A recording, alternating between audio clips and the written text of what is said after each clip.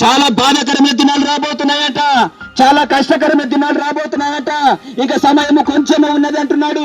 వచ్చుచున్న నేను ఆలస్యం చేయక వచ్చుచున్నానని మీ గ్రామమునకు చెప్పమన్నాడు. యేసు ప్రభు నమ్మనంలో ఏ మార్పు ఉంది? ఏ జీవితం జీవిస్తున్నాం? డబ్బు ఉంటే మోక్షం వస్తుందా? డబ్బు ఉంటే మనశ్శాంతి ఇస్తుందా? ధనము, పేరు, హోదా, ఇల్లు, ఆస్తులు, మేడలు, మిత్తలు ఏవి మనల్ని మోక్షానికి చేర్చవమ్మా. అందుకే ప్రభు అంటున్నాడు, దినమెల్ల తన చేతులు చాచి, అయ్యా అమ్మా నా యొద్దకు రండి, మీకు నేను శాంతిని ఇస్తానంటున్నాడు, సమాధానం ఇస్తానంటున్నాడు. పుట్టినోడు గిట్టక తప్పదు. వచ్చేటప్పుడు ఎట్లా వచ్చినామో పోయేటప్పుడు అలాగే వెళ్ళిపోతాం. సంపాదించుకున్న మేడ, మిద్ద, ఇల్లు, ఆస్తిగా ఏవి మనతో పాటు రావు. నా కొడుకుని చూసి వస్తాంటే కూడా దేవుడు విడిచిపెట్టాడు.